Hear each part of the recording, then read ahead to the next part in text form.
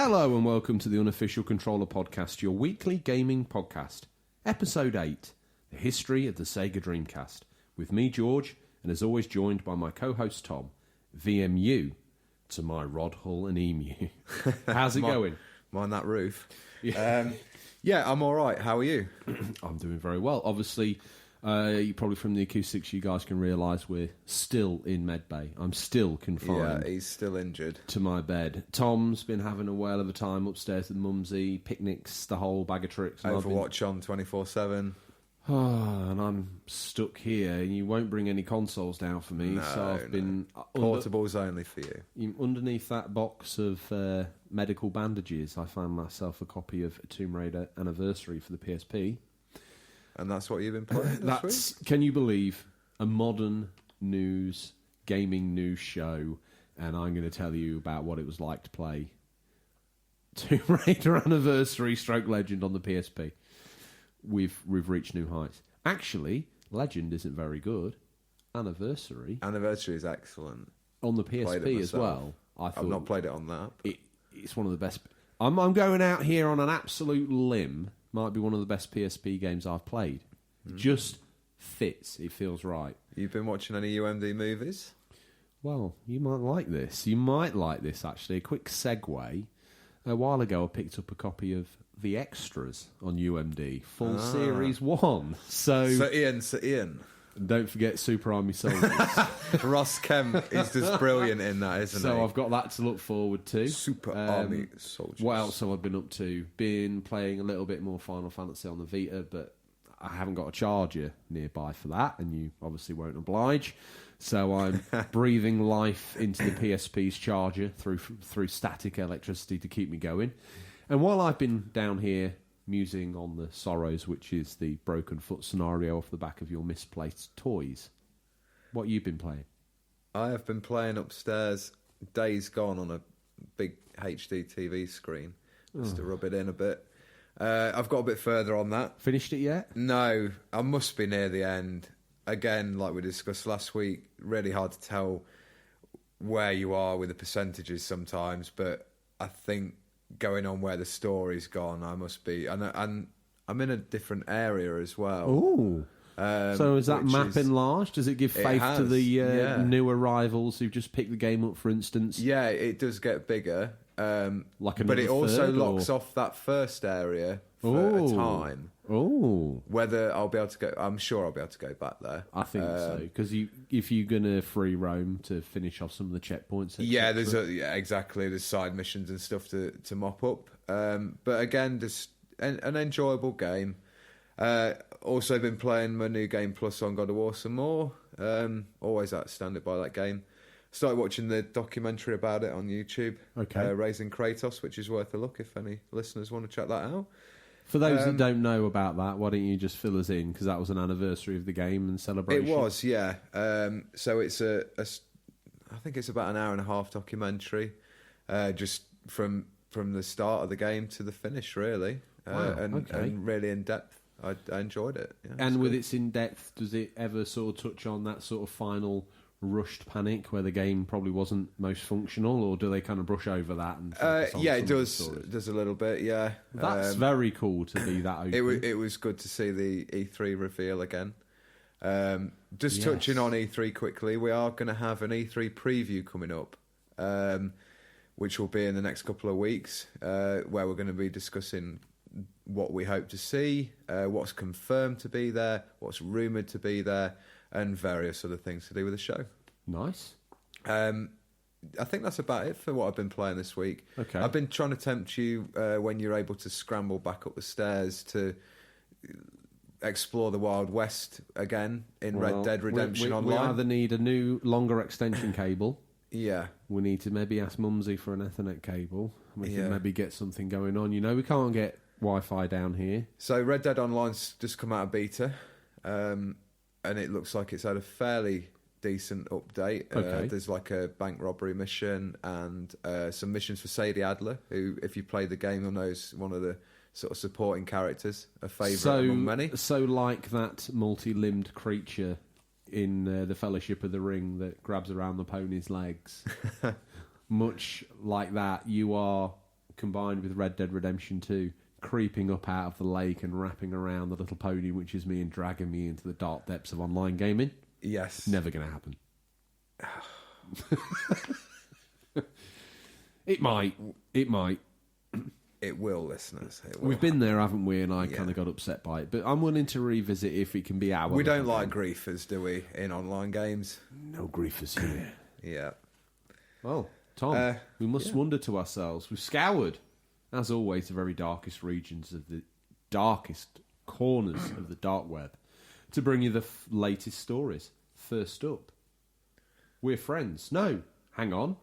Are we? Tom, news in. Now, this comes off the back of the news that Microsoft and Sony had struck a deal based around using their Azure cloud solution. Great, we all thought. Nice joined-up approach and very friendly. Except no one told PlayStation.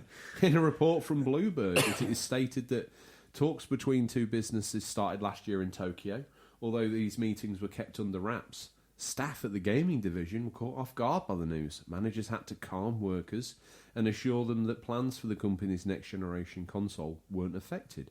And it's baffling to think that PlayStation hierarchy didn't actually know. But interesting times indeed, Tom. First little news story there. What's your take on that? That is bizarre, isn't it?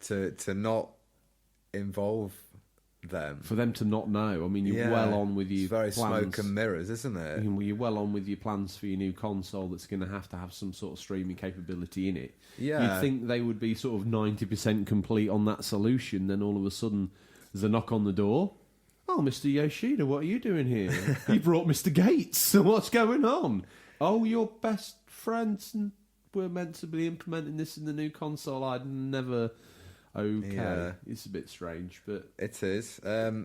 Probably, from a technical standpoint, it's probably a good solution. So are they trying to work on something that they can both utilise on their next-gen consoles? I think a streaming Microsoft's already got service? this Azure platform up and running. And I think Okay. they utilise it themselves. In fact, I'm pretty sure they do. Right. It's what I've read. Factozoid. So it's definitely not like a collaboration we saw with Microsoft and Nintendo with Cuphead and probably... No, this is more of like rumoured a... other games to be coming to the This Switch. is more like a higher technical- up technical solution to a problem they must have sort of, discovered. Yeah. PlayStation now, it's there or thereabouts, but I've seen some issues with especially PlayStation 3 games. Well, a friend of mine had the PlayStation Now, and he said it was nearly unplayable. He tried Red Dead Redemption 1, yeah. and obviously he was playing it single player, but it's streaming, and he said it was like watching a pixelated video on YouTube. So I think we're still in that realm of you've got to have a good connection. Well, I also broadband think that connection to stream. This Azure Cloud is the solution. Yeah. There was no point if you just think about it for a minute. You're Sony. You're not a program. You're not known for being a programming company. All right, you do programming, you make video games, and that's all well and good. But normally, 9 times out of 10, you're a hardware manufacturer. Microsoft produce software solutions. Why not just... I tell you what, let's go down the PC world for Sony. You're walking down the thing. Microsoft's brand new $9.99 Azure Cloud solution. Oh, I'll put that in the basket. Off we go. You get home, you plug it in, job sorted.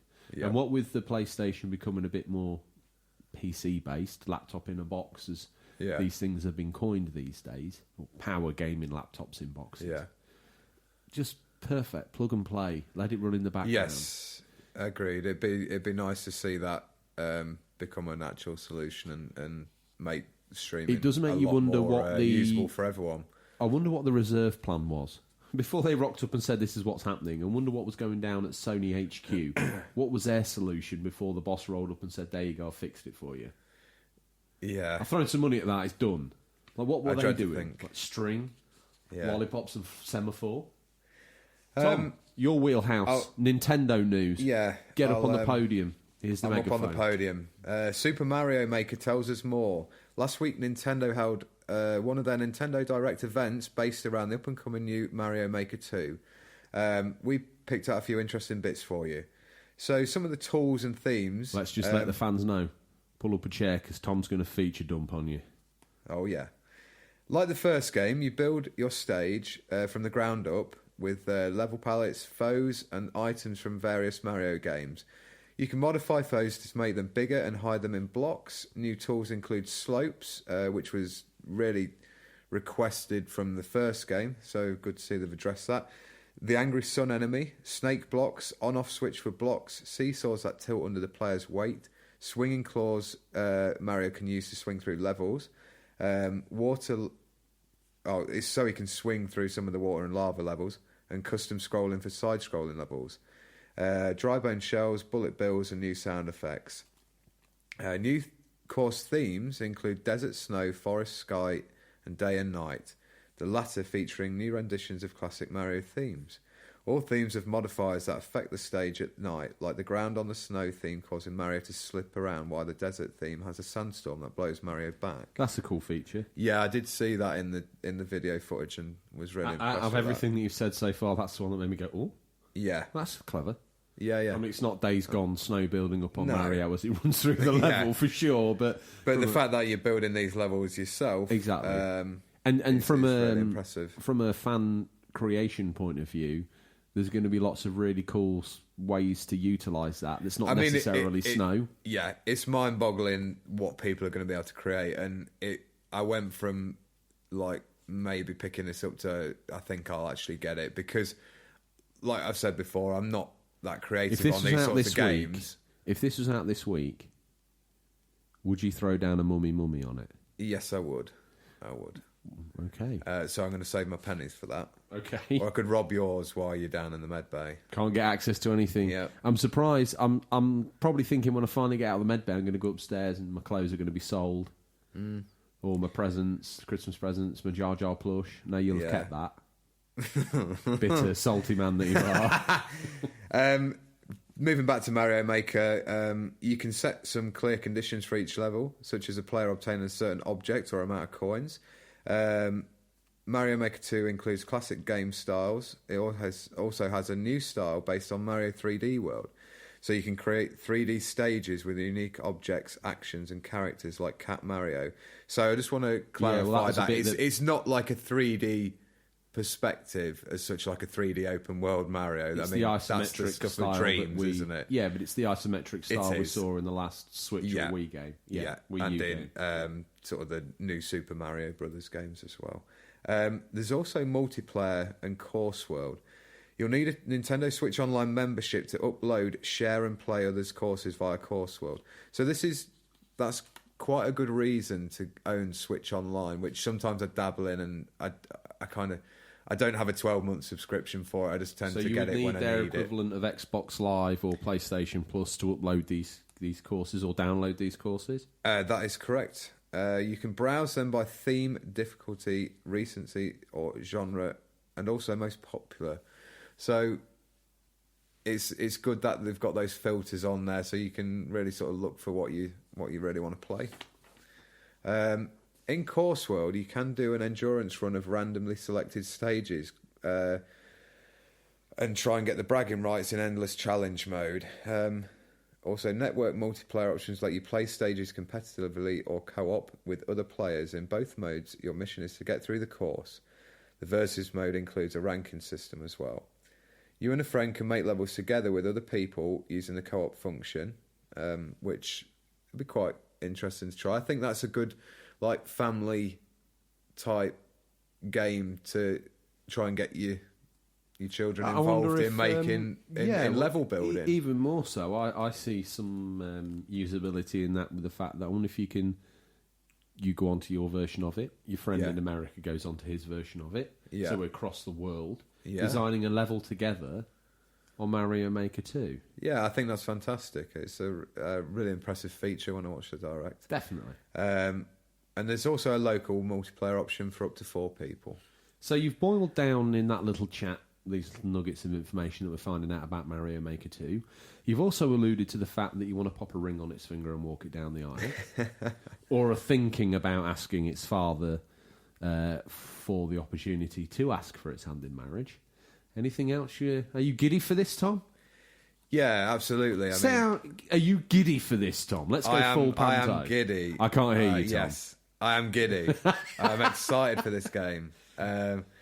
It's been a bit quiet for me on the Switch. I picked up a few. Red Dead Redemption 3 gets announced it's coming out on the same day as Mario Maker 2. Yes, Which is your mummy? I think that would be Red Dead 3. So in the right environment, Mario Maker 2 is your dream date.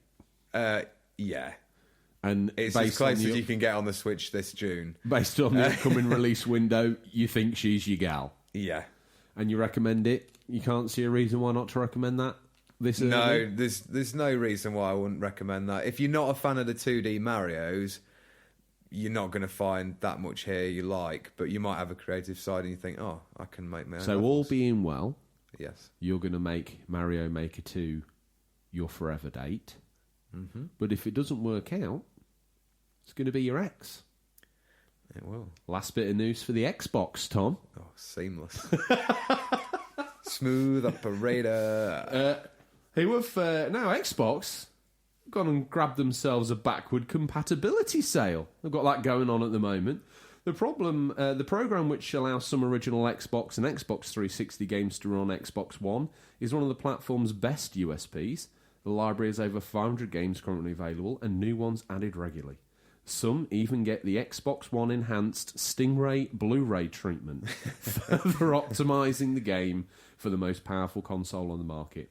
The backwards compatible sale runs through March 27th, so you've got 1 week to revisit old favourites or finally catch up on a classic you missed at a deeply discounted price. We've just rustled together from that 500 list here. Sorry, that's a correction. That was May 27th. What did I say? You said March. The Ides of March. I sit down here, I've got no... You've lost all... I don't even know what time it is. You don't even know what realm you're in, I don't think. No, I that's a very solid point, well made. Yeah. No idea where I am. It's the meds. So what games are in that? Well, we've combined a little harem of the finest titles that we can see in that 500 strong list. Street Fighter 4, $9.99. I spent a lot of time on that game. Good game. Excellent. Catherine, $9.99. Great game. Need to pick it up. Halo Reach, $9.99. Yeah. Again, very generous. Red Dead Redemption 1, the sequel to the prequel to the sequel. Yes. $9.89. Assassin's Creed. Now, is that Assassin's Creed 1? Yes, it is. That's actually probably my favourite Assassin's Creed. Is it? Yeah, just the way it starts, the setting. I remember all the sales literature on the build up to it and the magazines. I just never like those bits where you go and play as, is it Desmond or whatever in the film? An unnecessary compromise. Yeah, it just takes you right out of the historical setting that you're in. But I'm sure other people might like it. What else did you have a little dip? This is a little bit like an early Stingray's boot, isn't it? It is, mental. yeah. I tell you what, it's a tabletop sale down at the local Xbox charity run. Far Cry 3. $7.99. BioShock $7.99. Now that, great game. Come on, that has to get picked up. And if it's got the Stingray Blu-ray enhancement treatment, the director's Stingray cut, that's going to look great on the Xbox One X. It was impressive back in the day, wasn't it? Agreed. Graphically and gameplay. Yeah. We've got Borderlands 2. If you fancy picking that up before the inevitable Borderlands 3, which comes out get on the summer. Get on the hype train. Super Meat Boy. Gears of War. Come on. That if you haven't got that, you need that. Yeah. I mean, come on. How can you not have an Xbox? My favourite Grand Theft Auto 4 on the list. Roman, want to go bowling? Sure. Mass Effect 2. I'm busy. Always busy. I'm always busy. Mass Effect 2, probably the best of the trilogy. We've talked about that numerous times on the show. Dragon Age Origins, just to back up the Mass Effect 5 going on there. Rayman Origins and the original Just Cause. At 99p. Or 99 cents for our Australian or American cousins who are dealing with the dollar. I'm sure roundabout Flickr coin exchange rate. It's there or thereabouts. That's as close as we could get them. So, did we miss anything? Well, let's just talk about that, Tom. Anything in there you would pick up? Skull and Bones has been delayed. Wait, you've done it again. You've been handed a gun. You've looked down the barrel, you've shot. Is there anything on there that particularly excites you that you would pick up and pick out? Oh, sorry. For the Xbox sale. You get so carried away. For the Xbox sale, Before we launch into the Skull and Bones news that shocked all naval gurus to their very foundations, it's rocked them. Much like a Sea State 9 rocks a great big aircraft carrier, the Skull and Bones news rocked Tom's very equilibrium this morning when it dropped on the green screen. Before we launch into the funeral march, which is Skull and Bones, Tom, anything on there that you want to pull out as being a recommend? I would go for Mass Effect 2, Street Fighter 4 for a sort of local multiplayer experience. And yeah, let's go bowling with Roman and have Grand Theft Auto 4 as well. Okay. Well, I would also recommend on that list, if they haven't tried it, Catherine's a fantastic title. It's a bit out there. It's a bit Japanese, anime, as we call it. It's anime. Yeah, that's right. It's a very strange game about a guy who cheats on his girlfriend or his wife or his fiancée called Catherine with another woman called Catherine with K. I can't remember which way round it is now.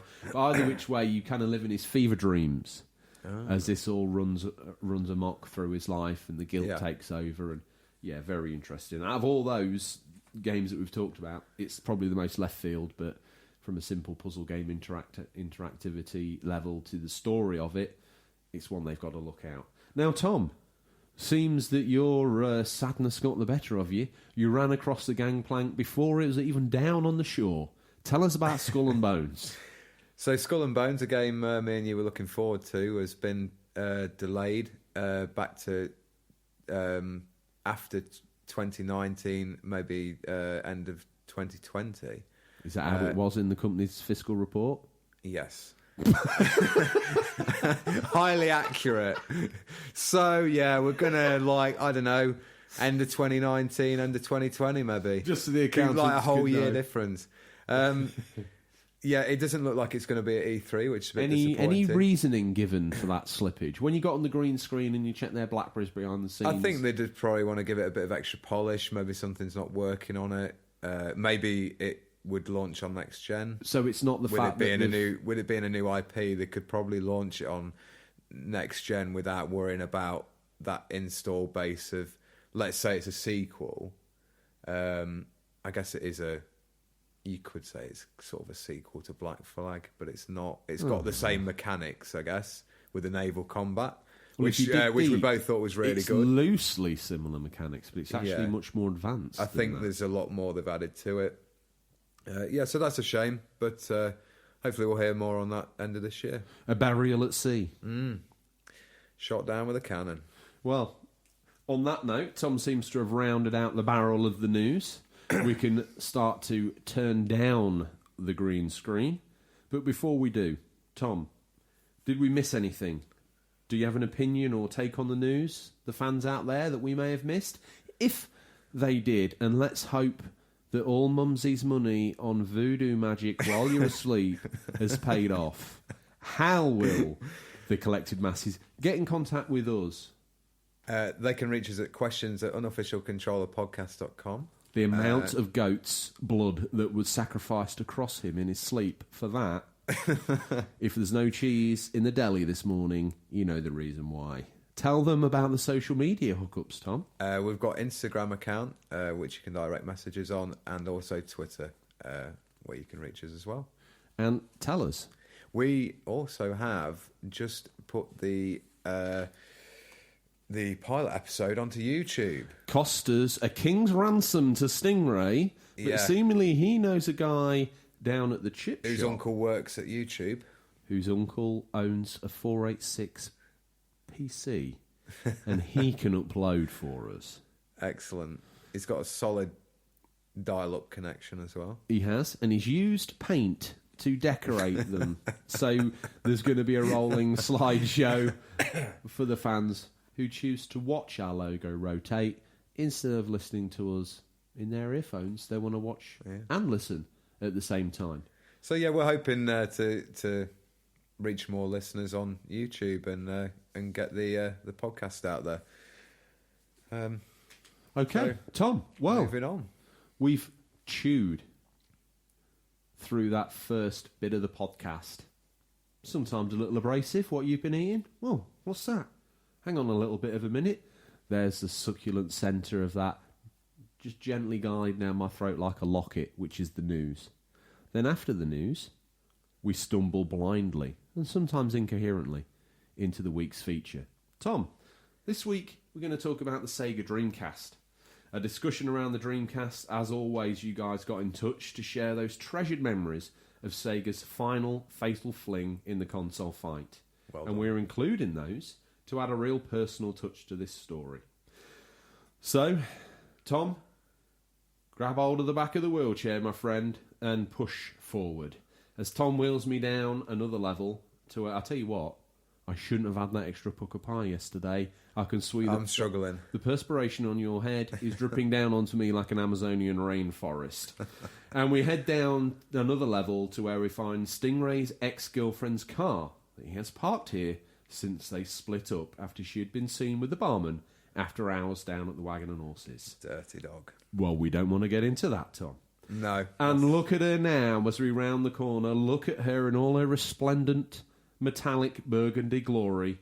And look at those neon green racing stripes. Thing of Question, beauty. Tom. Do these stripes actually help this vehicle go any faster? Much, much faster. Okay. Amongst these modifications, there's also some time travel circuits.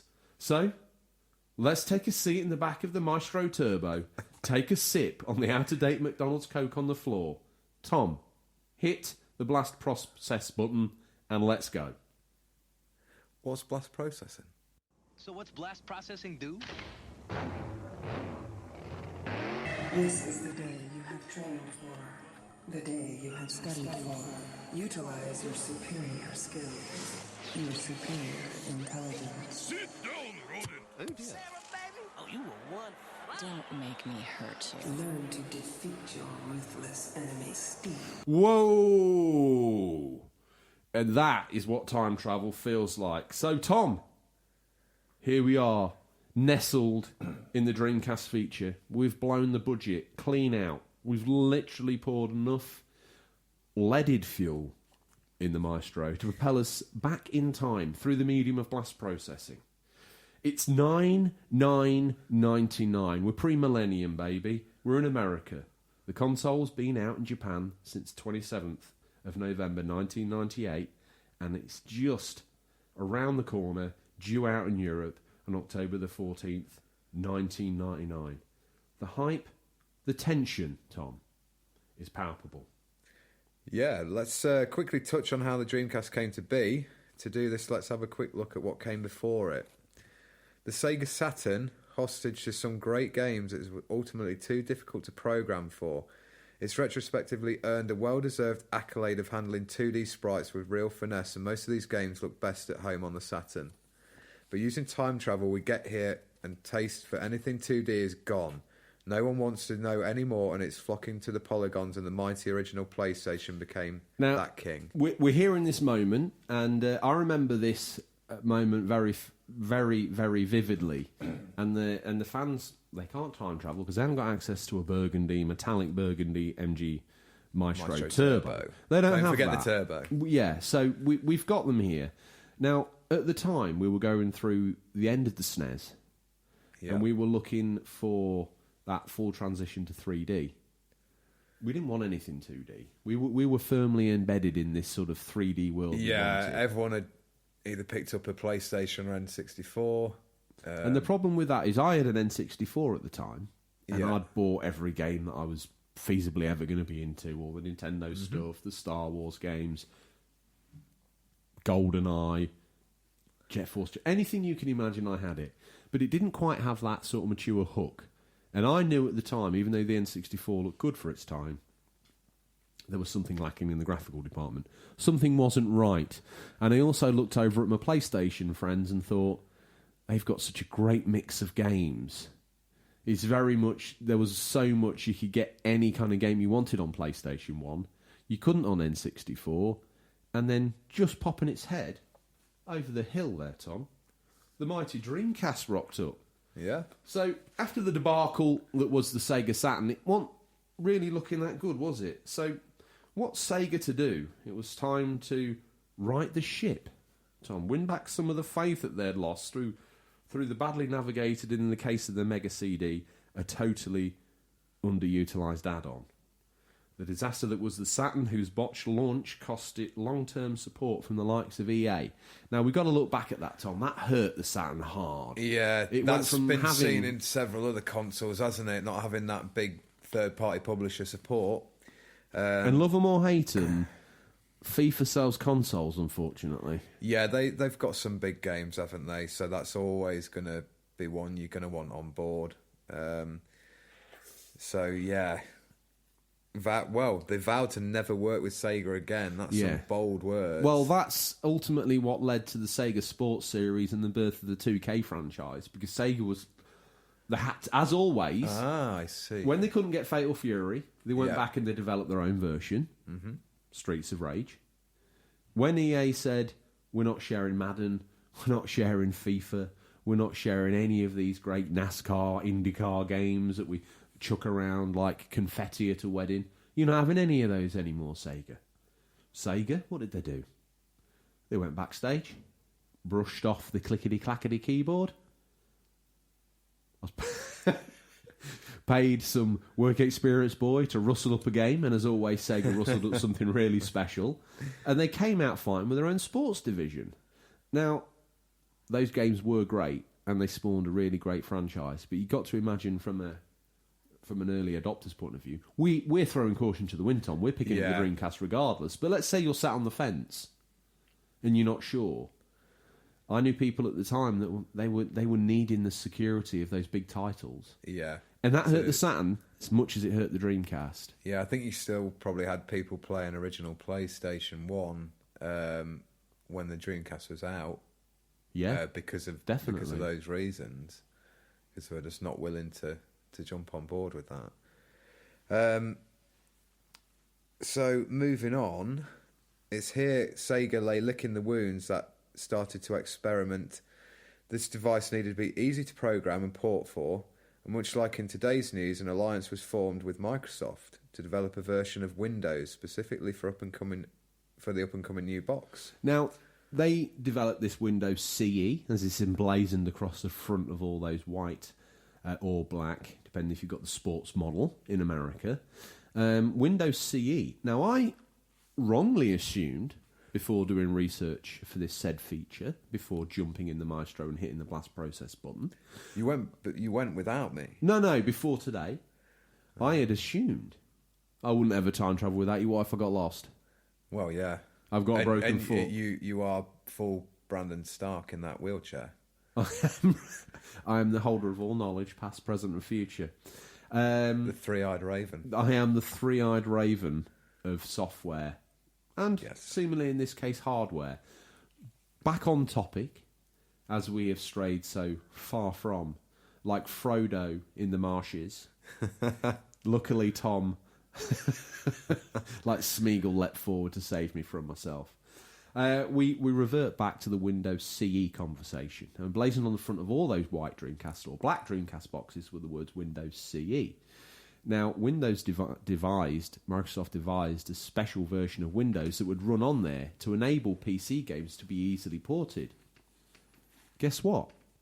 Even with that easy programming skill there, it was so easy to program for, most of them didn't even boot in Windows. They just booted straight to the AM2 drive. So that Dreamcast was punchy. We got a lot of cool PC ports that we wouldn't have probably had on the PlayStation 1, although, I'm citing Hidden and Dangerous. I think they've got a PlayStation port, but it looked great on Dreamcast. And I think that certainly, if they didn't use the Windows CE technology, it certainly helped the developers realise that the console was easy to develop for. We talk about EA running a country mile, but we got a Resident Evil port on there and support, didn't we? Capcom. Yeah.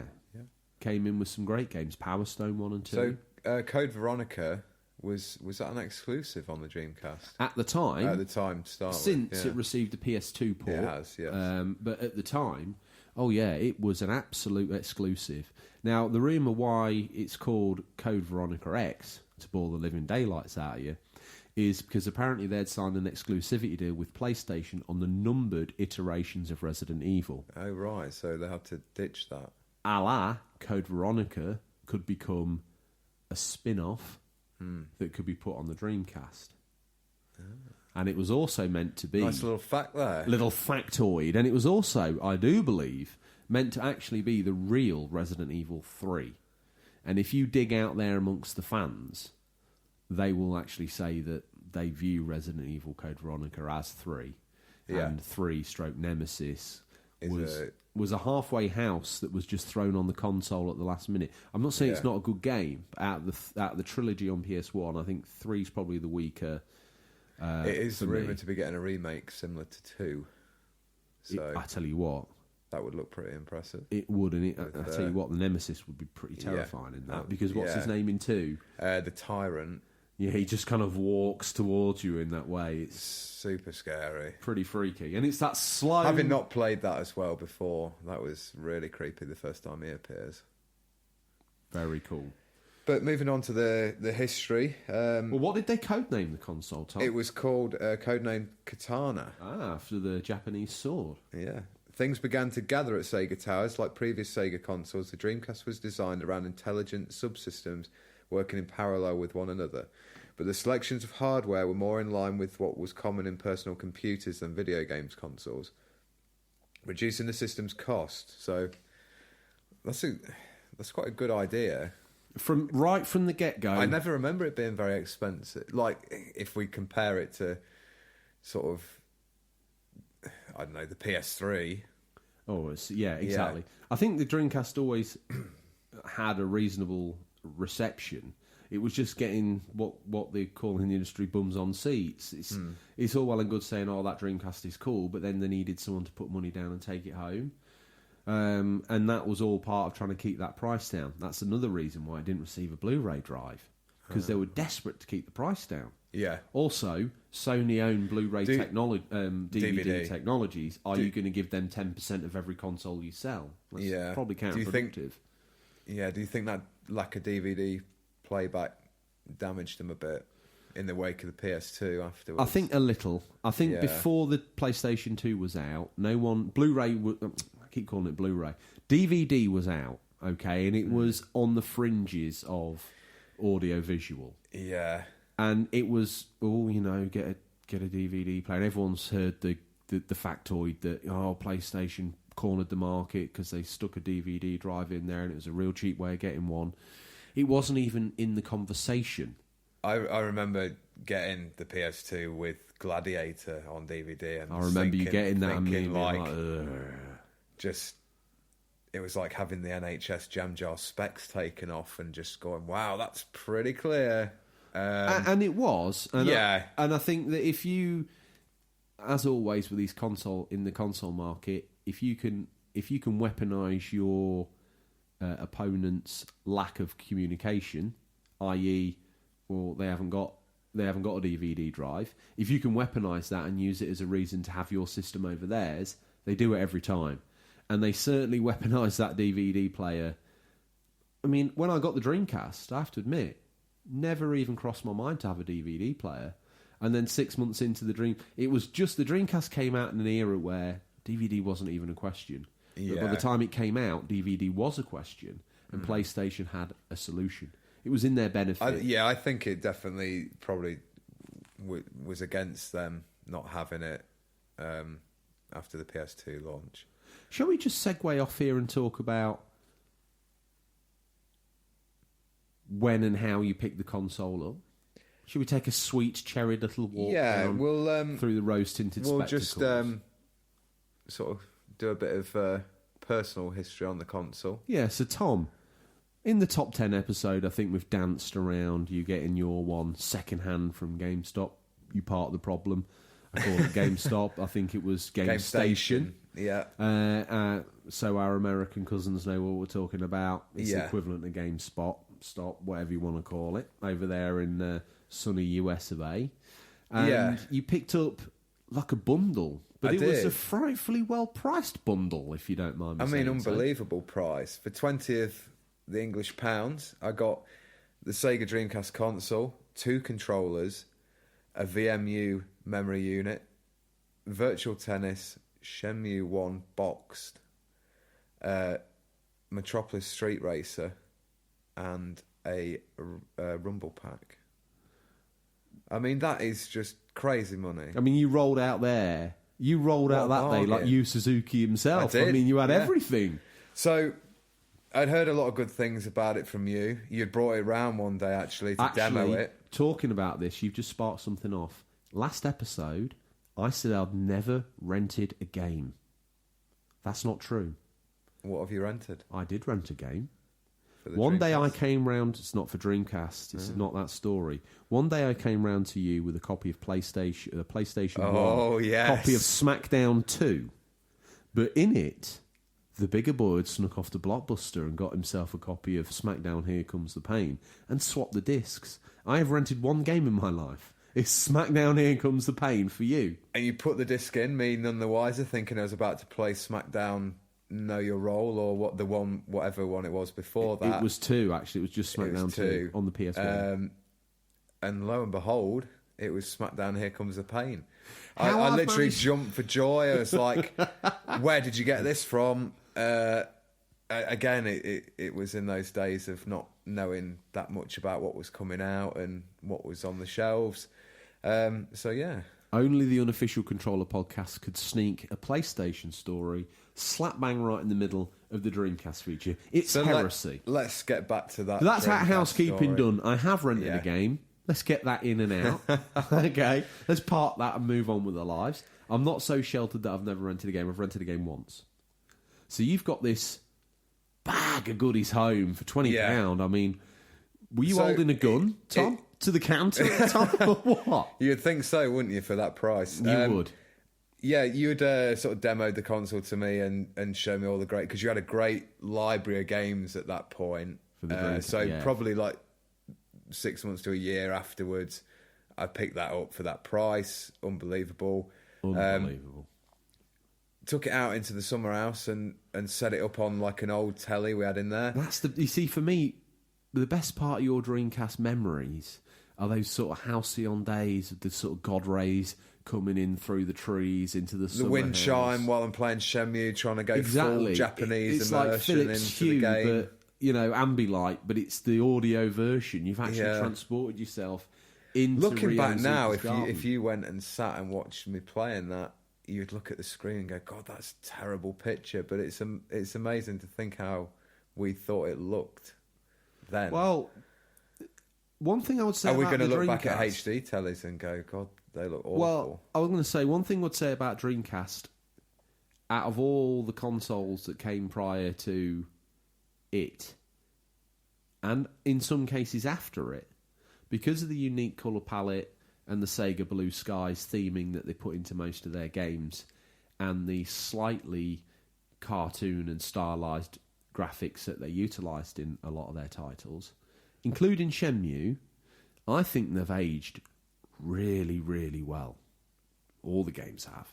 Even the ones that should be sort of blocky polygon fests like Metropolis Street Racer. Very light on glitches, graphical imperfections. Everything felt really solid for the first time. There weren't flickering polygons. It looked great. Yeah. So I think the arcade style, like the graphic style, really helps a lot of those games still stand up today. Like Crazy Taxi is very colourful. Oh, God. First time I got that, it's like the second game I owned for Dreamcast. It's absolutely beautiful. We are going to touch on the games shortly. So, that was basically my story of when I picked up the console, obviously a lot later on into when it was basically a cheap second-hand games device in the shop. Shall I launch into my buying of the Dreamcast? Yeah, let's hear. So I remember the Millennium passing, 1999. Everyone thought they were going to die, and I think I woke up in January, and I looked down at the N64, and I think I've mentioned in earlier episodes, towards the end of the N64's life, and earlier in this episode, I was looking for a more... I think the age you were and I were, the N64 was perfect for me, but you were looking for those more grown-up titles and just a new... Cool... When I first got the N64, it was the bigger boys console. Yes. Towards the end of its life, it was not the bigger boys console anymore. Hidden in the drawers. Exactly. What's that? Like, you still playing 64? No. So then I even had Shadow Man in a desperate attempt to find some more mature content to play. it's all right on the N64. It's not great. So I started to scratch my head. What's out there? What's out there? Suddenly the Dreamcast crops up, catches the corner of my eye, possibly Games Master magazine. All of a sudden, you know me, I was all in. I collected up the N64 and that massive library. I think now it's insane, and it used to happen every console generation. It did, didn't it? wouldn't Like you had probably like 20 games all box pristine, and you're like just shipping them off down to Game Station to receive the new console. With like one Lucas game. with Star Wars, selling it off to the slavers at Disney. You round up your perfect little babies, you put them in the back of the omnibus, you drive them down to the slaver harbour, and you sell them all. And what did I get for my what mint? did you get for your money? So the console got traded boxed mint, vibration pack, expansion pack. I had loads of games, Donkey Kong 64. Every game that we've talked about in this one for the N64 I had. And they're all box complete. I used to take them out of the box and put them in my little carry case, and the box would just sit undisturbed in their mint condition. Vacuum sealed. And now I rang around seeing if I could get a deal going on, and I found a crazy guy in a market town which I'd never really even considered to go to before to get this Dreamcast. And I rocked up there with this great big crate and traded my life and soul and the past 10 years worth of hard-earned games, sold them all up the Swanee for a Dreamcast, a copy of Sonic Adventure, a VMU, and a demo disc. Ooh. Brutal.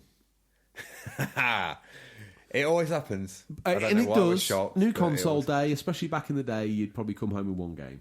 Yeah. I was a young lad at the time. I think I was 21, maybe 20, 21. Yeah. I can't do the maths. I'm a writer, not a adder. I can't even write, seemingly. But anyway, got it home, plugged it in. From initially, there was a bit of disappointment, mainly through confusion, because I hadn't had a disc-based console for a while. But then, boom, the music hit. I was in the game. That little start-up from the Dreamcast is cool, isn't it? Yeah, everything. And then I was then sucked into the ecosystem. And I still... Official Dreamcast magazine, the lot. Well, I mean, we ought to talk about that. In my opinion, still to this day, the greatest games magazine ever written. From issue 0 through to when they ended, just that the tone was right for the time, still is now. The way it was laid out, it just felt so retro cool. I think it probably made the Nintendo one feel very kiddie. Well, the whole branding was on point for me. Yeah. A lot of people moan about the European Dreamcast cases. Oh, they shatter when you look at them. Yeah, they maybe do.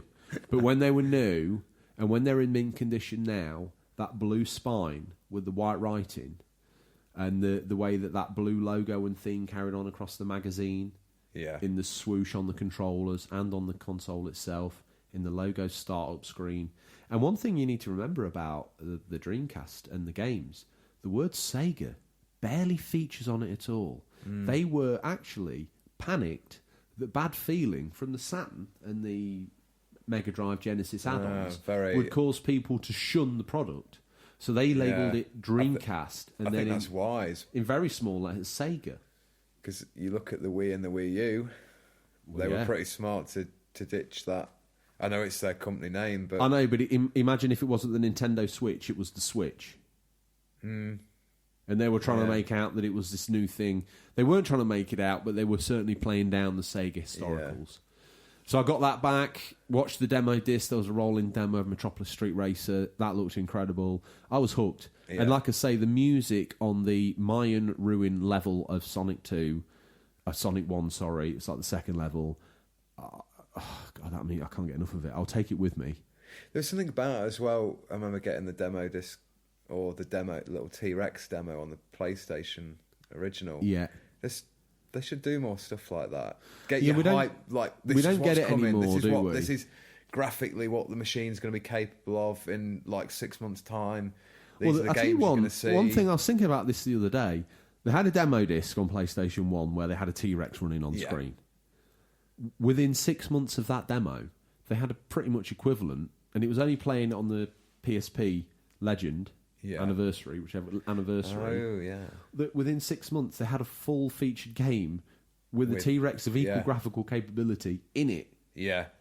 You know, And we don't, like you say, we don't see. Although today we see that EA's released like a hair yes, I ray saw that tracing today. demo. That's the sort of thing we would get all the time, and we don't get it On the- anymore. Yeah, it'd just be nice to sort of have that bundle with the new console.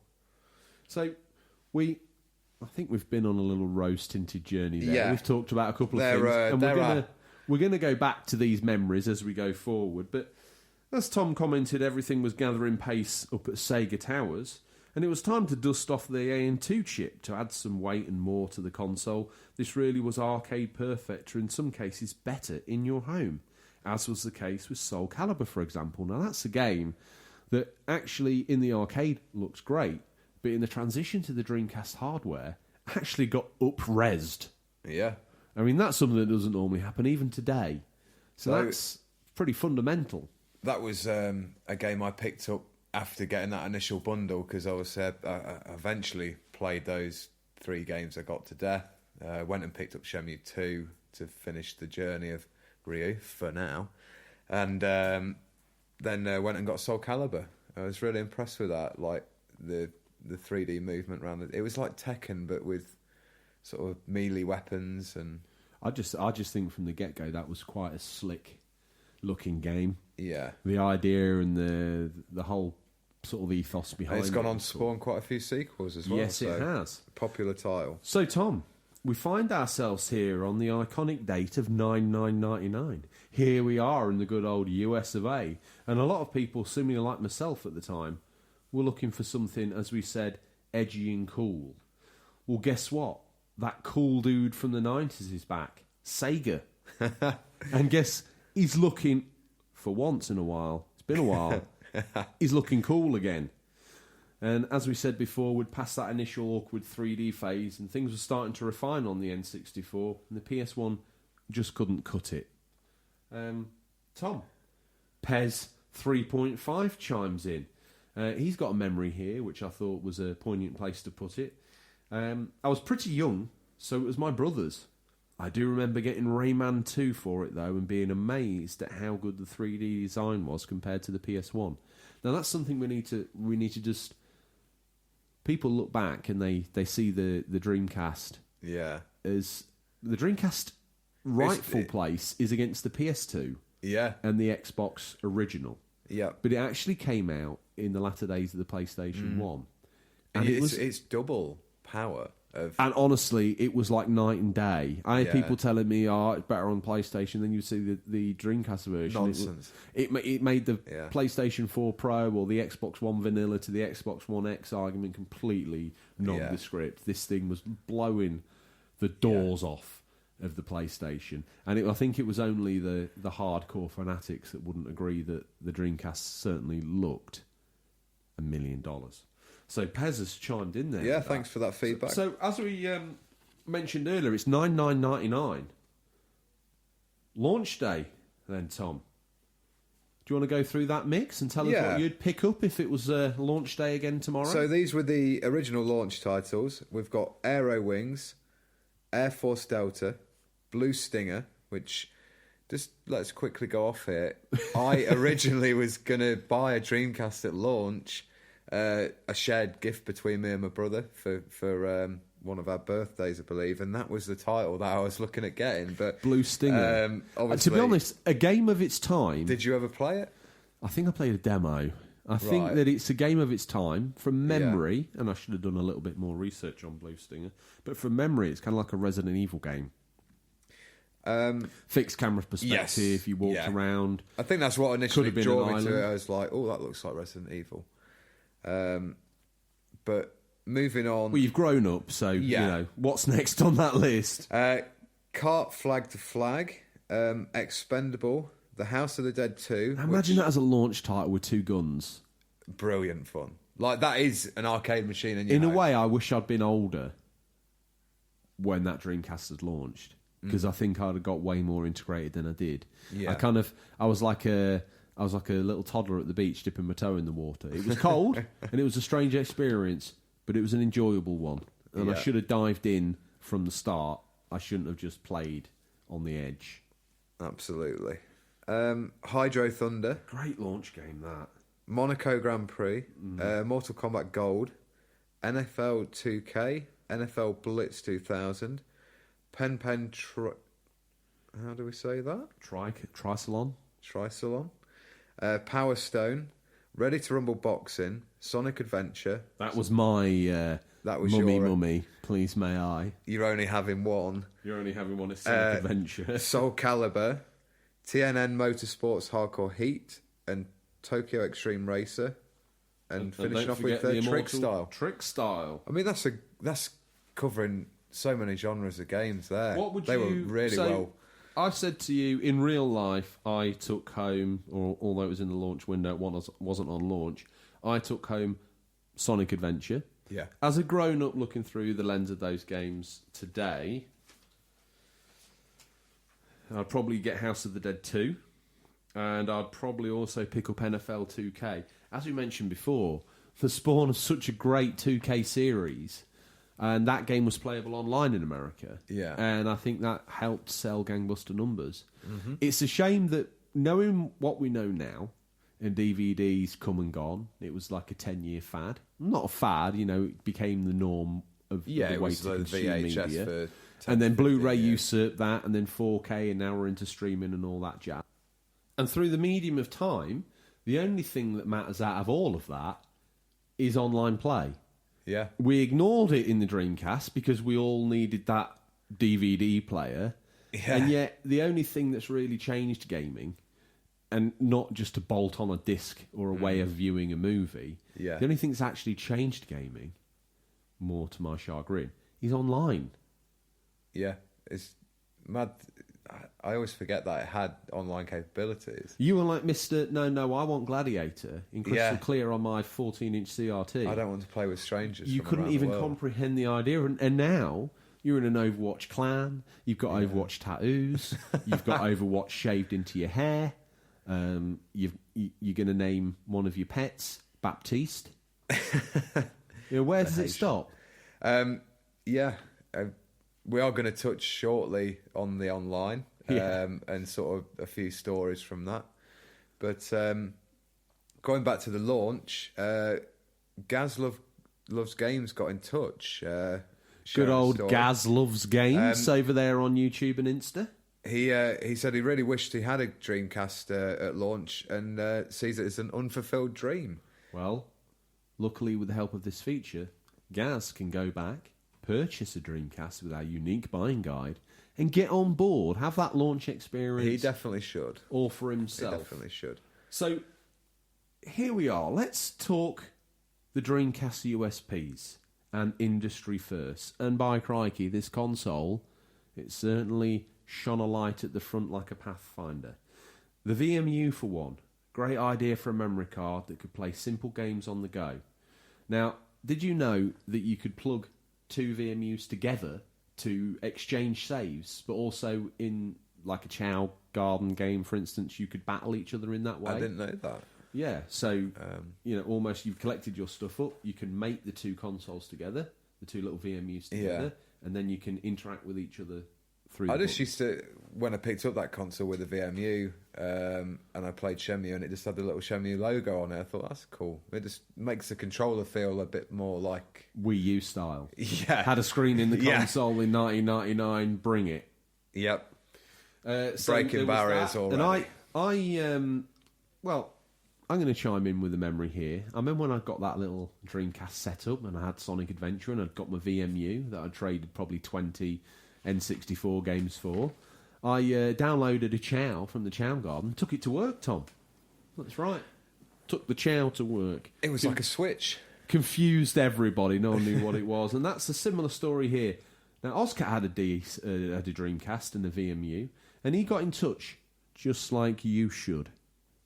And he said, I felt like a king when I took my VMU to school and played Chow Adventures. It was a lot of fun, and no one knew what it was. Stoked finding Power Stone 1 and 2, which are still in his top 5 favourite games ever. Nothing quite like them, and they really showcased the DC's power. Then, Crazy Taxi. I mean, come on. Who didn't love Crazy Taxi? Ozcat's got some solid points there. Much Yeah, like thanks myself. for, getting in touch Confusing again. the locals with his magic, taking his VMU in. Confusing the medieval Yeah. types. What's this gizmo you've Is got? that a Tamagotchi? Is that a Tamagotchi? Looks very similar to a Tamagotchi. Unfortunately, went through batteries a million times quicker than a Tamagotchi. What sort of battery? Was it like a watch? CR2032, my friend.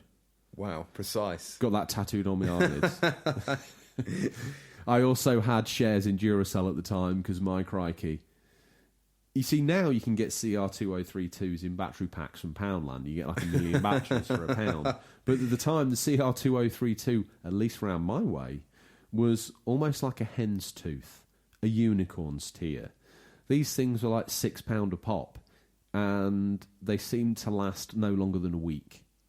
And if you want to utilise that VMU and take the chow to work, I might even blow out your CR2032s in an hour. Wow. Brutal. They didn't learn much from the Game Gear then. Probably utilising all the technological advances of the Game Gear in the VMU's power department. Tom, you slotted the VMU in the top of it, but tell me about that pad.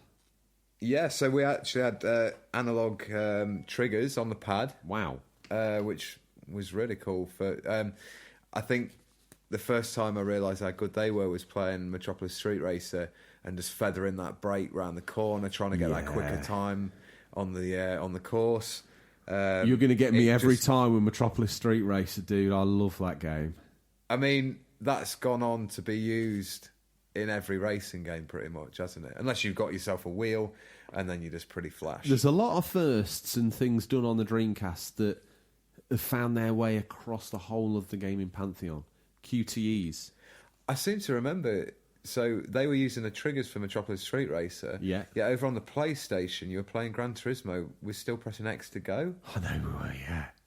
Scary, isn't it? Yeah. So other things I remember about the pad, the lead was a bit short. So And I do you believe remember the you got way- a lead extension for yours. Yeah. Now, here's a modern tip. If you're playing Dreamcast in the modern era, You're going to want an extension. we don't play 2 feet away from a 14-inch portable anymore. We sit back 8 foot, 6 foot, whatever it is, on a couch. Yeah. So the Dreamcast needs a cable extender to make that experience enjoyable in the modern It day. does, yeah. You want to use the right pad. I think some of these It- wireless options are a bit poop. It might feel a bit strange to some people picking it up now with just the one analog stick for certain games, but I at the would time, say the it games felt that right. utilised the analog stick and then the sort of the other buttons for movement within the world, aping much like the Trying to do a PSP dual does, to analog. ape a dual analog. Yeah. Those games have aged the worst. Yes.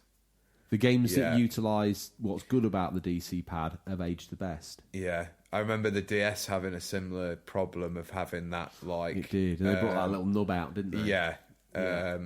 Sorry, I'm thinking 3DS as well. But yeah, it might Do feel you a know little the bit strange history? now. Do you know the history of the pad? I don't know. Wind your clock back to the Saturn. Nights into Dreams came out with this Yeah. really nice analog. They called it the Oh, analog I do, 3D yeah. pad, which, Yeah. for all intents and purposes, we didn't know it at the time, was It's an basically a early black mock-up. version Yeah. of the Dreamcast pad. I've seen that in several retro game stores, yeah. And that kind of filters us down to the Usurper, the one, the only, the ultimate USP of the Sega Dreamcast. As we mentioned before, online, the thing that should have mattered most when we look back through the lens of gaming, because let's face it, if there's one thing that's certainly manifested itself across the era of all pantheons of modern gaming, Tom, it has to be that online. Massive. Really. So, did you ever... I didn't hook mine up online because, again, even when I got it, I wasn't playing online games. The idea of going online was a Yeah. little bit alien. That's somewhere We hadn't Daddy went, endorsed but that we in the weren't allowed on 360 there, were era, we? wasn't it? Yeah. Well, let me tell you. There I was. Now, I was a young lad, disposable income, wind in my hair. I had hair. And little old me wanted a piece of this online action. Obviously a rabid devourer of Dreamcast magazine. I'd been force-fed full-on Sega propaganda all the way from the High Tower in Japan. I had devoured it like a Farquhar goose. And now I wanted my Dreamcast online, and the only title to go online with was Phantasy Star Online. I bought it. I raced home. I fumbled around behind the phone, scrabbling at the BT plug, swapping wires, generally confused. This is back in the day where you'd not have the phone on, though, That's it. if you were online. I'm on dial-up. So you Don't call can't- me. I'll on. call you. Yeah. I'm busy. So I boot it up. Now I do believe I even bought myself a Dreamcast keyboard. Just to make that communication a little bit easier. I'm giving him the universal signal of Tom- the glasses push up the nose. A man that's only lived in the era of the headset, I imagine trying to type through the on-screen keyboard, hey, follow me over here, look at this. You might be a while. Yeah. You need the keyboard. Unless So you're you a can- typist, you're going to struggle. Drop those eyebrows down. It was a perfectly reasonable thing to pick up. So I get home, and it was. In fact, looking back at it, it might have been my first exposure to the Phantasy Star family. So I was learning as I went. Yeah. Great intro, great graphics for the time, and then it was you create this creature, and I think there was a robot class that I created mine for. Give him a name, D95. I remember it now, and I was thrown out there in the wilds of the internet. Now, I tell you now, when you met people in that game and you typed, "Are you real?" and someone comes back with either emoticon or and they had emoticons in that game because they knew not many people would have the Yeah. keyboard. We'd come back with a thumbs up. I can't remember why, but I seem to think the emoticons were chicken themed. I think this is the pinnacle of online gaming for you, isn't it? And then you went all old Ben Kenobi Honestly, in I- Tatooine. Yeah, I don't want to play online anymore. I used to meet up with this guy. Now, I hope he's listening. I really do. Chances are going to be very slim. But if anyone knows anyone that knows this guy, he's an Irish guy. He used to play, and his username in Phantasy Star Online. Now, this, unlike me, this is not something you would normally reveal in polite company. But hey, I'm on a podcast revealing it to the millions of the fans. I used to play with this guy called Nosferatu. Now, no, I've got that wrong. His name was Uta Revson, but it was actually Nosferatu, the Dracula, in reverse. Oh, okay. Very cool guy. And me and him went on endless missions, talked for hours till God knows what time in the morning. I had a job. I don't know how I functioned the next day. But, I poured hours into this. Hours and hours and hours. I think I even picked up... It was towards the end of the Dreamcast Life, so it's a bit hazy, and I probably didn't play it as much. But I picked up Phantasy Star Online 2 in the UK as well. Great game. And as you say, for me, probably the pinnacle. Probably the pinnacle So of online play. now we think the DC is 20 years old and it's dead. Well, no.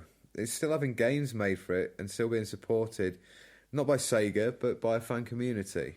That's right. And it's much more over on Instagram and YouTube. Now, he's a big supporter of all things retro, but he's a very big fan of the Dreamcast. And we're going to launch into his comment here, or his questions and thoughts. But before we do, I think that as a member of the unofficial controller community, if you're sat here and you're scratching your head and you're thinking, how can I get online now and how can I do this, that and the other, don't call us. Reach out to It's Much More on Instagram and YouTube. And he's come in with this. Looking forward to the DC show, guys. Well, thank you. We hope that it lives up to your high expectations. Yeah. Dreamcast is still making memories today. I still have the footage of the final day Sega turned off the F355 challenge servers as I took part in the last race. The message thanked us for the support and then we were all disconnected. Now, that's a special moment, isn't it? Yeah. Being there on the close of the F355. He continues to go on to say how he has a letter from Sega saying they would name a character in the House of Dead after him, and goes on to mention the community every Sunday, and that's the Dreamcast community, and this is why I implore you to get in touch with them if you want to revive your love for the Dreamcast. Gets together every Sunday 8 PM to game online and get in touch with them on Insta to find out more. That's pretty cool, isn't it? Yeah, very, very Thanks cool. for that. The fact that the fact that games are still Getting being in made touch for about it. that. Yeah, the fact that games are still being made for it is amazing. The fact that you can still go online with Phantasy Star Online if you are so passionately involved, I think there's a couple of solutions. Either you buy the broadband adapter, which is the aforementioned Unicorns tiers, Or you can go down like a Raspberry Pi route, which sounds way more technological than I can deal with. But It's Much More was willing to talk me through the process. So I'm sure he'll be willing to talk you through the process too. Yeah. So we've reached that point again, Tom. You're at a cocktail party and the guy there says he loves Dreamcast. Really? Yeah. Let's give you our top 5 and some honourable mentions to make sure you can hold your head above water at that cocktail party. Tom, you got one throw in the bucket. What are you chucking in? We're going to do this as a oneer because it's kind of... I see. It's kind of like a doing book, here. isn't it? Shenmue 1 and 2, what can you say? Developed by Sega and Yu Suzuki, released 99 and 2001 respectively. We've touched on these in our top 10 games. We of all time, have. haven't I mean, we? let's just take a couple minutes.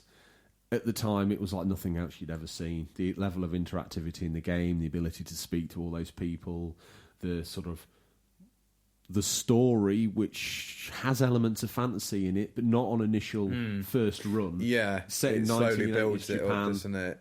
You get home one day, find the gate kicked in. Don't you? Strange. The What's bigger this? boys have been round and Bigger boys been round in the black Killed your car. dad. Well, you don't know. You bimble into the dojo. You see Daddy there with a guy in a dress with a dragon on it, not looking too happy with each other. no. You bimble in. Awkward moment. A little bit like Hot Rod in the Transformers. You get held hostage while your dad gets throat punched to death. The mirror. Brutal. The mirror is taken. You did not get experiences like that on the N64. That is a quality reason why I left Perfect Art standing there in the sun. I wasn't interested. I had Shenmue. So we don't want to. We don't want to. The second one came out, and I do remember my mate picking it up, who was a big Dreamcast fan, and him saying it's all in Japanese. So they didn't have English dubbed voices. But we were lucky enough to get it. They didn't get to. They didn't get to in America. Did they not? No, nothing. If they wanted to play it, they had to get a copy of the European version and then do the whole lid trick to make it work. Next in that list, Tom, because I think people know full well about Shenmue, but here's a title we've talked about on the show before, but one that's probably slipped under their radar: Metropolis Street Racer by Bizarre Creations, released 3rd of November 2000. Once again, like an eager puppy, I was there at launch. You must have picked that up because you came round to mine for fireworks night, didn't you? With it? Bonfire night in this. Or was I telling you about it? You were telling me all about it, and that I should get a Dreamcast and the Love real these time memories. clock. And Oh God, Yeah. Tom. Even now, when I'm there. I sit down I and like play playing it, as Link. it's bigger boys games. Yes. Even now, when I sit down and play it, I always remember that feeling of. I know you weren't driving around London in the car, But you right? felt But like you'd you never had a game before where you felt like you were playing through a device and remotely controlling something in that place. That's how it felt. We'd never had an in-game clock before. We'd certainly not had one that utilised, the whole 24-hour date time format to enable you to be different time in San Francisco to Tokyo to London. The in-game radio, the almost arcade handling of the cars where it wasn't. It touched it was towards a bit more sim. forgiving, wasn't it? It did. When you compared it to Gran Turismo. Exactly, but it was deep enough where you could get really nuanced with it, and you could be doing time trials with a friend and battling off 0.1 of a second to improve. So That's what I mean. I think that spawned our sort of love for Bizarre Creations racing games. Definitely. Still to this day. it rolled with, us into Project Gotham, and then all the way Yeah. till that franchise got kicked to death. Yeah. We've talked about it earlier in the show, but Soul Calibur. Developed by Namco and Project Soul. That was released in '98. Obviously a launch title. Great arcade game, great launch title. Yeah, I still play that occasionally to this day. Next up is the second game I ever owned on Dreamcast. Oh, really? Yeah. Crazy Taxi. Developed by Sega and released February 1999. I actually believe that I kind of got through January and was like, Sonic Adventures, this it? Have I traded all those games? And then lands on the doorstep, official Dreamcast magazine. Crazy Taxi. Oh my goodness, what's this? I couldn't get it bought quick enough, could I? That game at the time, think about it, we were miles away from Grand Theft Auto 3. Yeah. At that point, there was a game where you could drive around a whole city with traffic, with buildings, with people, way before that game was incredible. The music, yeah. Offspring. And Really good. You know, the way you interacted in the town, the fun of it, the Sega Blue Skies, everything about that game. And It was really so, popped off screen, didn't it? It was so fresh to see it. And the Yeah. textures, we'd been used to seeing like simple coloured textures on N64 and PlayStation. All of a sudden, this thing was literally alive. There was no need to hide, much like the 360 and PS3 did a lot of brown graphics. Yeah. I think the PlayStation one's quite guilty of doing some very grey, black and brown graphics. As soon as the Dreamcast popped, boom, there was colour everywhere. I think that goes to say a lot about Sega in general, about you can tell a Sega game. I don't know whether that holds true today, but you look at... Well, probably- they've moved a country mile away from the kind of games they were doing. They're not arcade-based anymore. But if they were doing arcade ports, they'd have a Blue Sky in it, wouldn't it? It would. So that's Soul Calibur. We've talked Crazy Taxi.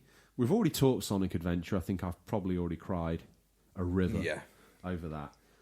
Honourable mentions, Tom. Do you want to chuck some out? Yeah, so we've got Skies of Arcadia. Yeah, great game. Can't say enough about that. I didn't own that one myself, but you did. And Did you play it on Cube? No, I didn't. I think my brother played it through on Cube and said it was really good. Fantastic game. Virtua Tennis. Now this was, I suppose, one of my launch titles, but it wasn't the first time I played it. So on a holiday to Spain, we walked into this arcade, and there's Virtual Tennis, and I remember our cousin getting very hooked on this game and saying he was going to take Tim Henman all the way to the final at Wimbledon. I bet he did, didn't he? And putting the coins in, I think he managed to pull that off. And then we played a few Well two-player games, and it was just so... It was like Pong, but I tell you what, when that guy sets his mind to something, cousin, he pulls it through. He does. I'm taking Tim Henman all the way. He only did it. He did. He went and did it. So I was quite surprised and, well, pleasantly surprised to see it on the Dreamcast, and thought, well, I'll definitely pick that up. It's like having it at home. Yeah. And Well, once again, putting the pennies in. the sort of downgrade from the arcade to the Dreamcast was minimal, if at all. Yeah. So Virtual What else Tennis, we got? 18-wheeler, again a variation on the Crazy Taxi theme, but I actually think it plays out. So was it a case of getting from point A to B to get the delivery done? Or? Yeah, that's right. And a little bit like Outrun, if you didn't have enough time because you didn't hit the checkpoints, you didn't ground to a halt before you could get all the way. That looks great. There's lots of like swinging bits. I think there's a bit where a tornado cuts through Midwest America. Oh, right, cool. You sort of dodge around that. There's just some really cool sections, and you go basically from one side of America to another with a truck hauling different loads. Very cool. I think if I remember rightly, when you're on the interior view, there's like a swinging air freshener and things on the dash that sort of slide about. Again, we'd never seen anything like that at the time. Yeah, nice details. We touched on them before. Ozcat did, certainly. Power Stone 1 and 2. Again, So were these like a Super Smash Brothers?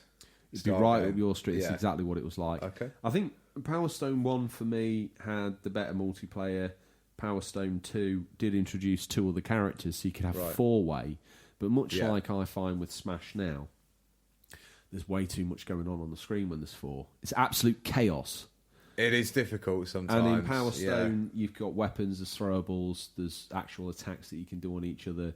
When there's 4 people in a multi-layered isometric level. I think with those sorts of games, going back to Smash, the best times I've had with them are with a bigger group of people, but you're each battling 1v1, and then it's pass on to the winner. Yeah. Whereas the 4x4, the that's where 4-way Power battles Stone are 1 just a bit sort crazy. of had that family fun environment more than 2. Although 2 could entertain more kids on the console, it was that whole chaos thing again. We mustn't forget what 4 controller ports. 4 controller ports right on the front, the slap bang wallop of all consoles, in out, got 4 players. So following on from then 64, how can you be a multiplayer machine without 4 ports on the front? Exactly. House of the Dead 2, a great arcade shooter, and one that I played the wheels off on Dreamcast. Another arcade game converted for console. Fantastic. Sega Bass Fishing. I don't know if you had that, but I did. I had the unofficial controller, because I don't think there was an official controller launched in the UK. I had the Mad Cats, and it was a pretty good rod, but it had this unique feature where when you had a fish on... Turbo reel? Kind of. it bent the rod a little bit. Okay. It had a little motor that pulled down to bend the rod when you had a fish on. Ultra realism. Since then, I've acquired the more traditional, official, unofficial controller. That game still plays great. You can also use the controller in Soul Calibur if you waggle it, but that's one for the fanboys. And one to finish off with, and before we do, just a couple accessories for the Dreamcast. I think you can get a camera from memory, and I also think you can get a microphone, which works perfectly with the next game, which didn't get a UK PAL release, but you can get it now reprinted or re-imaged in PAL. Seaman. That wasn't a misstep, and it wasn't a sailor's reference from Shenmue. It's the name of a very strange-looking fish that Sega decided with like a human head. Develop with a human head that you build a relationship with over a period of time. It's a game that intrigued me at the time. Technological advances and all that made me go, "Oh wow!" It's like owning real life, virtual sea monkeys, maybe. I don't know. Seaman could be very mysterious. Oh, okay. A very strange. That was a game for the bigger boys when I was playing. We've talked about the games that you want. We've talked about the console. Pick up the console. Pick up the games that we mentioned. If you've got a little bit of money left over from Mumsy, grab a couple of those honourable mentions.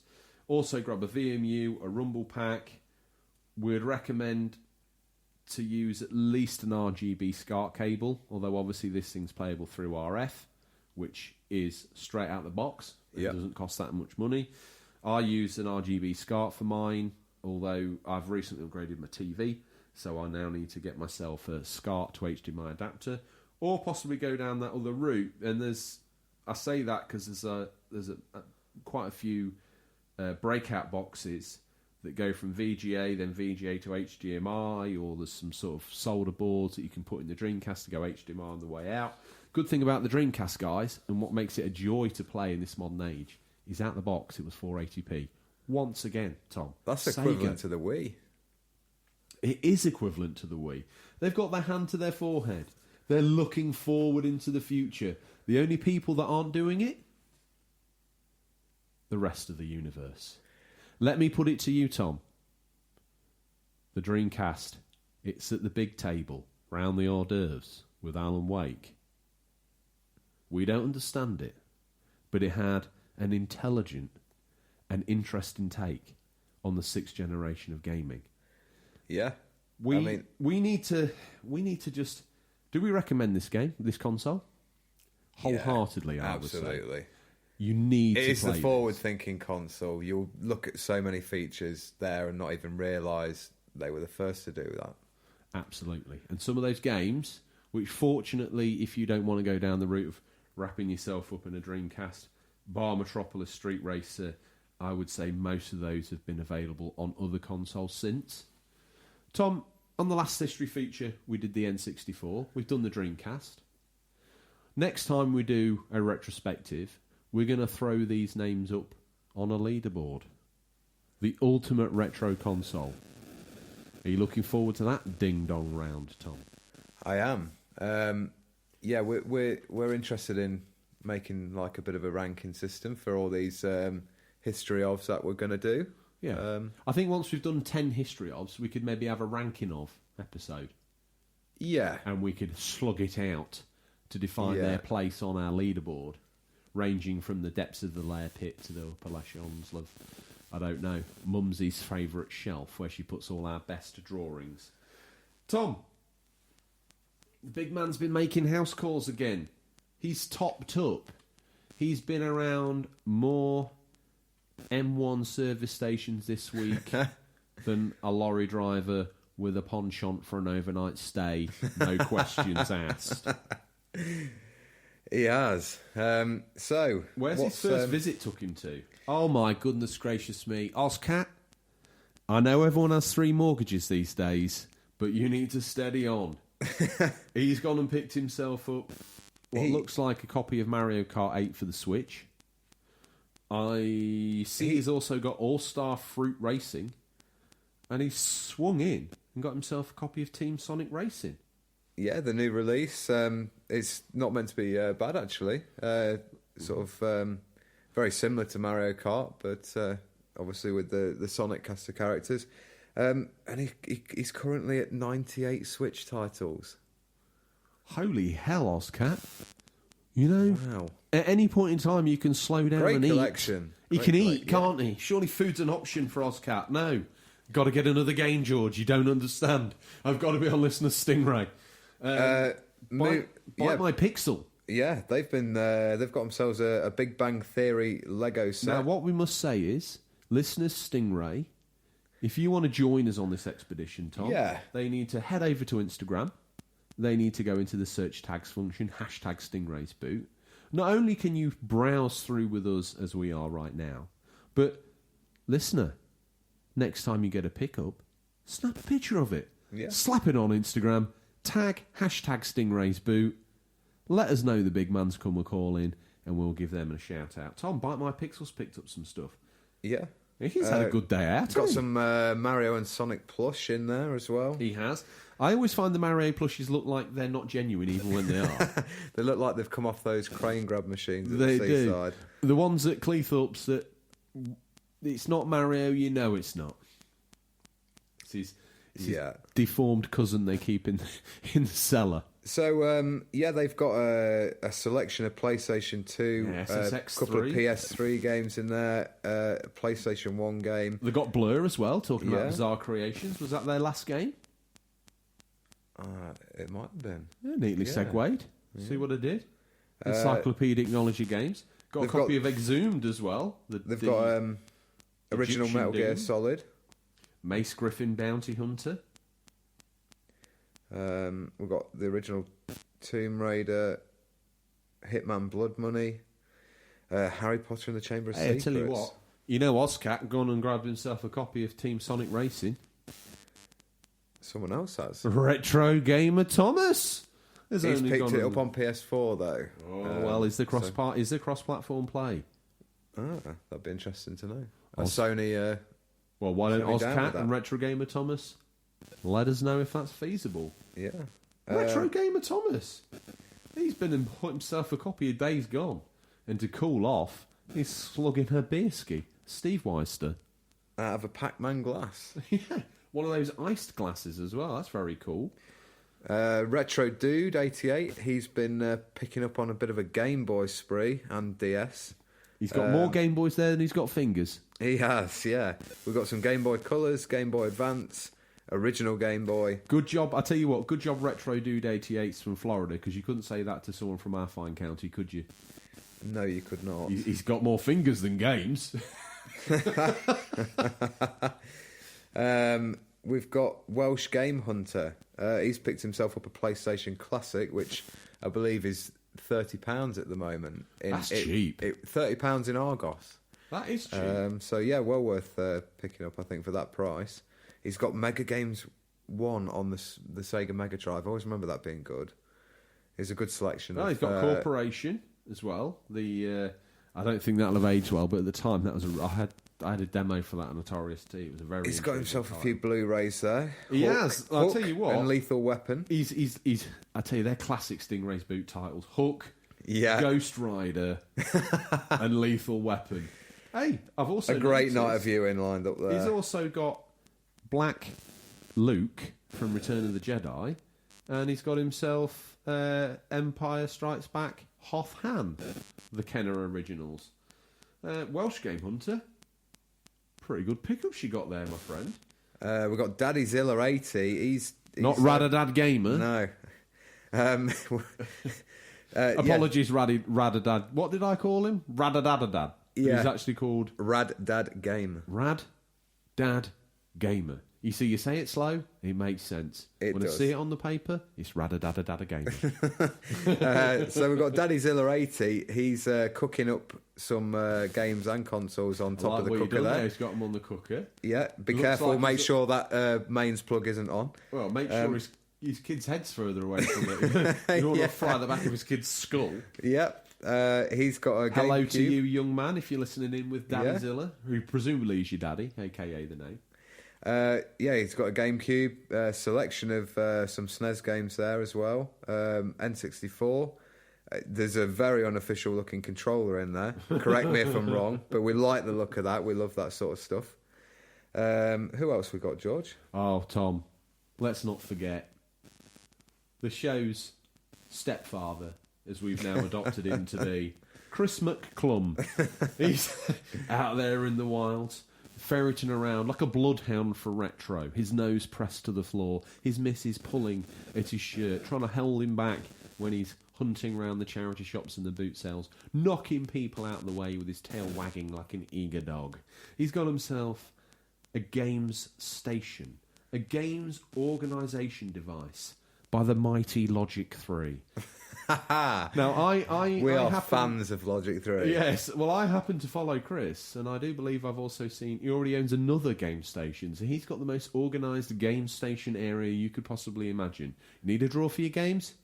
Get the game station by Logic 3. He's also got himself a Technics cassette deck as well there. This guy, he's living at the absolute upper end of audio quality. Chris McClum lives. If digital technology ever goes down, he's the man to go see. Dolby Digital metal correction tape facility available here. Chris McClum. I'll chuck this out there. Rad Dad Gamer UK, because that's how we say it. Okay. He's picked up Clay Fighter on the SNES. That's great. Some great artwork on that That's box. great. Yeah. And then we'll just quickly fire through.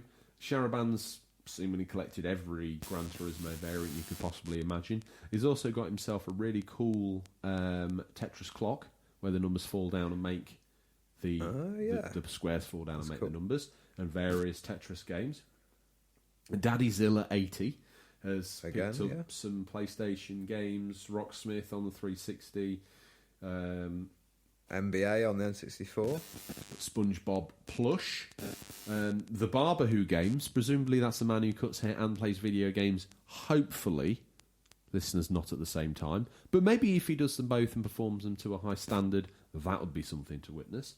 He's got himself a copy of Ogre Battle 64, obviously on the N64. Silent Hill 3 on the PlayStation 2, good pickup.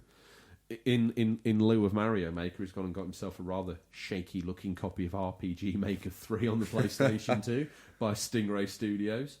A couple more Silent Hill bits and bobs.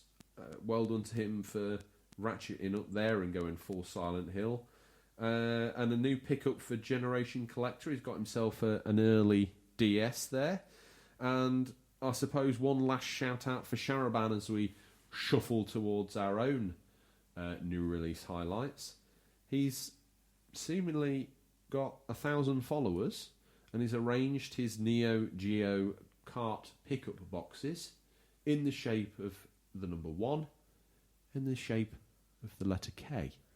That's cool, isn't it? Very cool. Congrats on getting to 1,000 followers as well. Can't thank him enough. Good job. He's been very good for us out there in the world of things. Tom,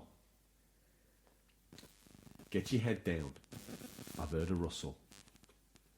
Now, Stingray, angry from the loss of his girlfriend to Brian, the night barman at the Wagon and Horses. Sneaky Brian. He's furious. We don't like him, do we? His faux orange traffic light air freshener fell down, heading over at high speed the level crossing near the back of the village. He's furious, and that anger is directed at the drive. He tears, Tom. He tears clean up the drive. Pebbles everywhere. He pulls to a stop. Out the door. Boot pop. Tom, make sure you put on some hypodermic gloves. Stingray's looking angry. You don't want skin-on-skin contact with the big man. No. Ladies and I gentlemen. heard even Ross Kemp's scared of him. Ross Kemp won't look him in the eye. He won't. He knows this. Much like a snake, Ross Kemp's got that inbuilt reptile brain. He just knows not to mess with Stingray. He's got that wild thousand-dial stare, and Stingray's got those strange blue eyes, you know, like a wild dog. Yeah. That just makes you a little cautious. Yeah. With Those his, with his wild eyes. blonde mullet and Paul Calf-like moustache, Stingray's not a guy you want to mess with. He's the sort of guy, if you challenge him to throw a shoe over a pub, He will. he'd lodge it in the pub in the next village. Time for a peek in what we affectionately call Stingray's boot. What's nestled between some counterfeit nappies and a dodgy copy of Battle for Endor this week? Did it again. 2 in the bag. So these are the new release highlights for the week May 20th to May the 26th, 2019. Listeners, these are out on digital or physical, or will be by the time this podcast is in your region, but could be in your feed, but could be region dependent. You see, I'm always going to fall somewhere. Beginning, middle, That's or end. That's a lot of reading. Listeners, have a little straw poll. When, where, and how do I fall over my lips? Luckily through the Do you want me course to take the first releases to give you a moment to recover? so I can reattach my Yes. face? Yes, certainly do. So we've got American. I'm straight away on it. American Fugitive, PC, PS4, May 21st, stumbling out on Switch, May 23rd, and as always, rumbling, for no apparent reason, last onto the Xbox, May Yeah. 24th. So American Fugitive. Can is we a just say, let's announce it here, Tom, got to interrupt you, exclusive. exclusive? Yeah, a couple of days exclusive for the PC and PS4 there. American Fugitive is a System modern shifter. take on a classic sandbox action offering a new 3D top-down open-world single-player experience. Welcome to Red Rock County, a sleepy American town with a booming criminal underbelly. You took the role of Will Riley, no angel for sure, but not a killer, yet the cold-blooded murderer of your dad is the crime they locked you up for.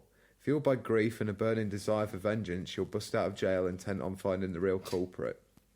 Once outside, you'll need to blend with the townsfolk to avoid recapture, establish contact with the criminal underworld, and stay one step ahead of the police dragnet. Set in the deep south of the 1980s, American Fugitive is a love letter to the classic movies and games of old. That reads really well. Do you know what? I I think that game looks really great. I need to check out some reviews. I've seen Yeah, a couple of I might gameplay look at some trails. footage of that. That sounds really good. Okay, well, I've got something else coming up that's going to be my mummy. Do you want that to be your mummy, or are you saving yourself for something else? Let's have a look. Yeah, I'll take that. Okay, so that was Tommy. That was Tommy. That was Mummy. That was Tom's. You've been on the Tommy Tippy Cup too much this Oh, I week. tell you what, I don't know what it's been filled with, but it makes me feel very strange.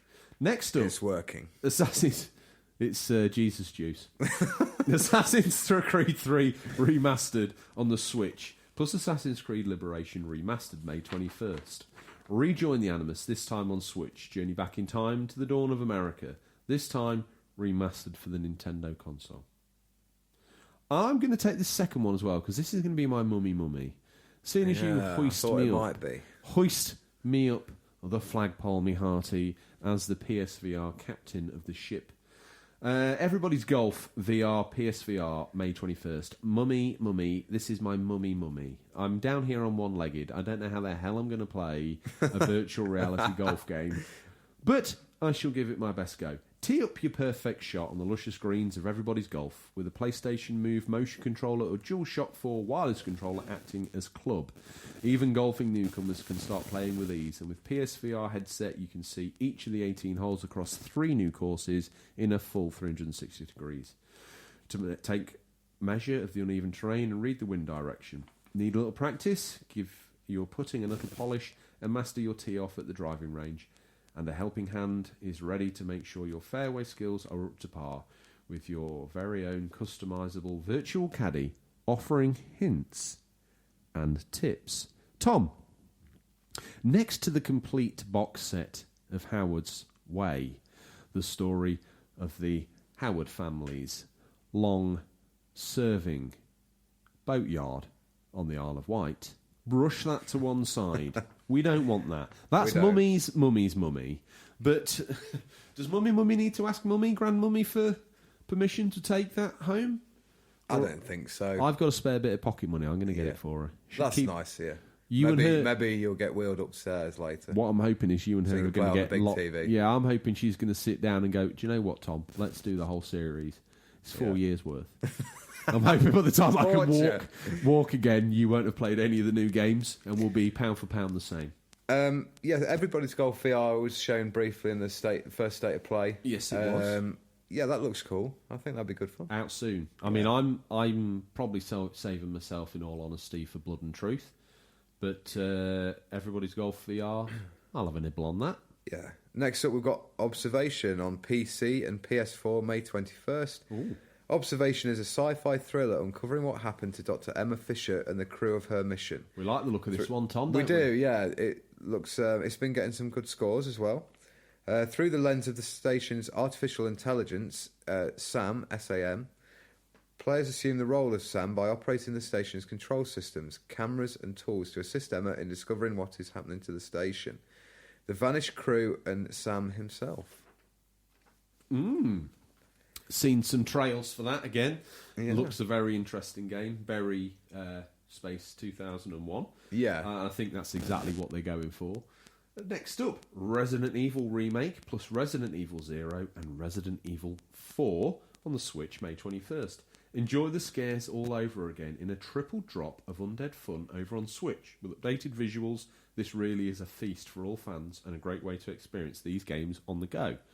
Now, they're all individual titles, and we must stress that. Same with Assassin's Creed 3. It's not a bundle. Just because they're coming out on the same day. They're not a bundle, unfortunately, but what a great place to own the remake, the prequel, and 4.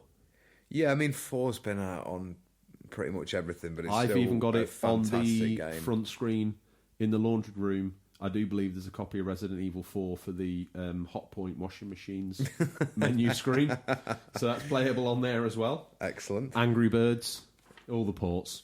We've got Team Sonic Racing, which we saw in Stingray's pickups, in the Stingray's boot. People had already gone. Yeah. I tell you what, Stingray must have burnt off a few extra copies of Team Sonic Racing this did. week. He must be the most popular. Well, he was trying to push Team Sonic Racing, but it didn't quite. It wasn't No. as well received. Was I it? heard he contacted the creator of I Sonic. think IGN gave it a 2.5 out of 10. I've played worse. We have. They're in the pit round the back of the bunker. I've bought worse. I've bought special editions of worse. Team Sonic Racing combines the best elements of arcade and fast-paced competitive style racing as you face off with friends in intense multiplayer racing. That's out for PC, PS4, Xbox and Switch on May the 21st. Tom, pass me the cheap can of compressed air. It's time to give the green screen a quick blowout, because guess what's coming down May 23rd for PC?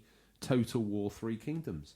Total War 3 Kingdoms is the first in the award-winning series to create epic conflict across ancient China, combining a gripping turn-based campaign of empire building and conquest with stunning real-time battles. PC, May 23rd. That's another game I think I'd really like to pick up if I had a game in PC. I think if you had a game in PC, you would only own... I've seen people put Lord of the RTSs. Rings mods on those games as well. Even better. Moving on, Tom, please, swiftly. My misery, put me out of it. Plunge me on the sword. What are you hoping to play? Ooh, that's a good question. I want to finish Days Gone. It's getting to the point now where I need to put a bit more time into it and get that finished. Okay. Jealous. Yeah. Carry on with New Game Plus on God of War, and hopefully convince you to try Red Dead Online again. Okay, well, if I ever get out of the med bay, and it's not looking likely at this point in time, probably going to wake up with sepsis tomorrow or something like that. But I suppose I'll carry on putting myself through Extras on UMD on the PSP. Great series. Welcome to 2006. So I'll be watching Extras on UMD on the PSP, Cutting Edge, and I'll probably also be playing Tomb Raider Anniversary, because Legend didn't feel very great on the PSP. It's not a bad life, I've got is the it? charger When we've got- for the Vita now, so I can probably rustle up some Kiwami 1.